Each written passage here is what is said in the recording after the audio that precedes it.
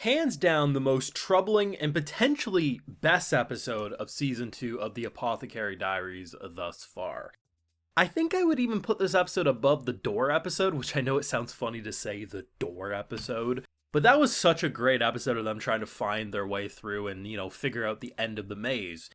But this episode was good. It's troubling because I think one of the scariest things you can do in a world without modern medicine is probably childbirth, because it's dangerous. It still is dangerous even with proper medical care in our own world. But the fact that if it's not going to be a normal natural birth, the baby's positioned right, going to come out just fine, even that can be deadly.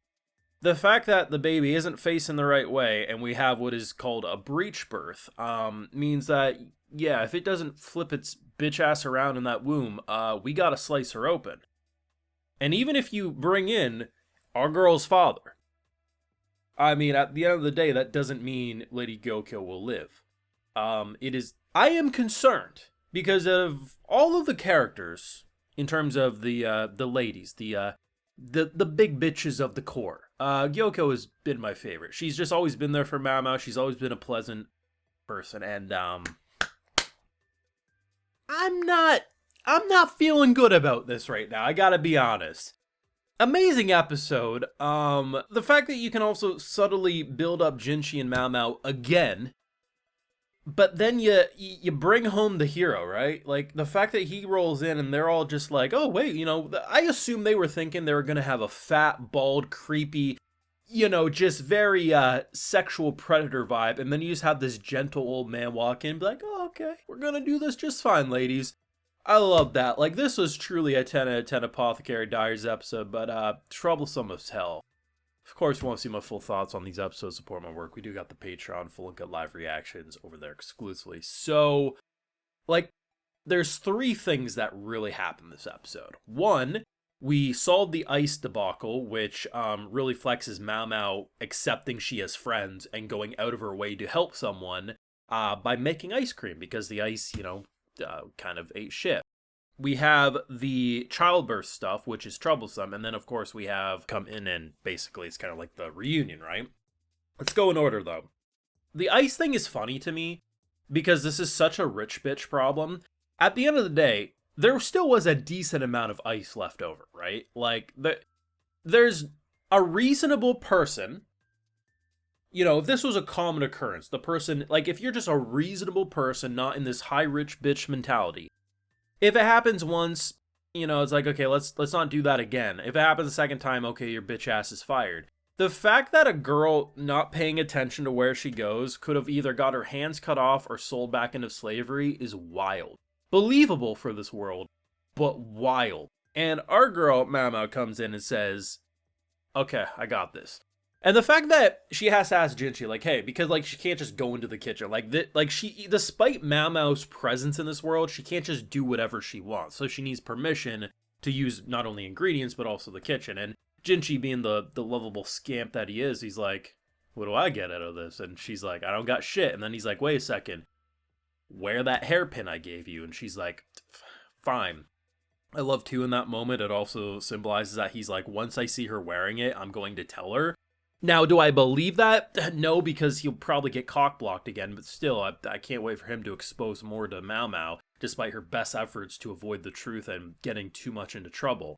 So we make, obviously, ice cream. She puts the bowl in the ice, the crushed up ice water, and, it's all's well that ends well. And it really flexes that, compare Maomao to the beginning of the show. She used to just be like, yeah, I listened to this girl because she was my gossip source. But this is like, I don't have to get involved. This literally affects me in no way.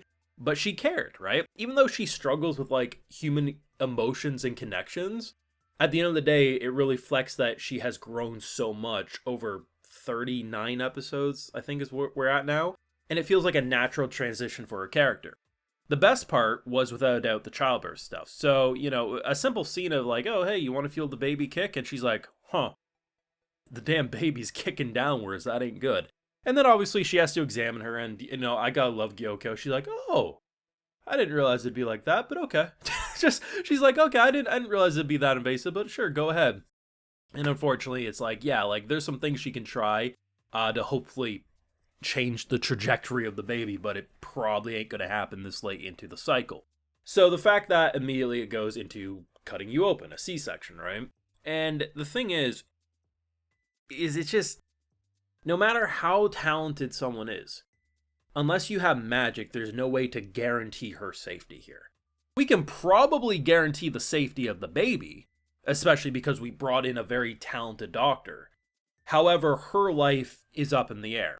And I'm almost wondering too, now, I don't get the impression the current emperor is this shallow, but I wouldn't be surprised too if Gyokuyou is worried that a scar from being cut open could make her less desirable. I don't believe the emperor is that shallow, but you can understand how a lot of rich nobility would be in a world like this. So I am interested if that's also a concern. Currently, I think her main concern is, I hope I don't bleed out and die. But to be honest, I'm more expecting her to die than live. Obviously, no spoilers. I want to, experience it myself, but that's my current fear. But I do like that, Maomao, she's never really been this bold. It's a different type of boldness because we have seen elements of boldness throughout the journey, but to her to basically say, like, I know a guy, he's a criminal, he's banned from here, but I trust him. And, reasonably, like, servants are being, and the handmaids are like, no.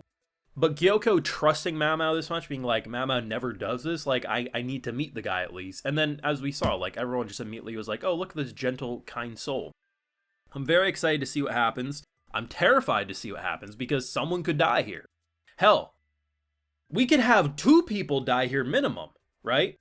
If Gyokuyou doesn't live through this surgery, they might also take the doctor who was involved's head along in the process. Now, very low likely both of that happens, but you can't say with a straight face it's not a possibility. You never know how rich emperors could respond when maybe one of their favorites doesn't make it to the finish line. We could have a triple whammy. The baby, her, and him don't make it. It could go bad. Or we succeed and we all hold hands and sing Kumbaya. I hope for that option the most. They're still also teasing in plot lines that, it's the fact that, what's her name is probably the one looking at the grave, the girl who faked her death. I mean, people were speculating it on, like, last week that it was probably. I didn't notice it myself, but once I saw looking at the grave, yeah, that's probably the same person. Is that going to be needed in this arc? I have no idea, but this is the Apothecary Diaries. It just sets in motion, like, 10 different plot lines, and then it, in a spur of a moment, changes direction, but never feels convoluted. It's fantastic. Probably the best episode, or maybe tied with to be the best episode of season 2, if you ask me. I really like the door episode. I can't get that one off my mind, but this one's definitely a close second, if not first. Thoughts down below. Leave a like if you enjoyed, subscribe if you're new around here, of course, ring that bell, and like I mentioned, for live reactions over on Patreon, and hey, while you're over there, I'll also give you a video shout out. So today we got JD, Ollie Best, Match, Mate, Carl Stefan Berndal, Achiel, Convoy 83, Hayden, and we also have Cody Namir. So I appreciate the support, everyone. Please take care, and y'all have a good one.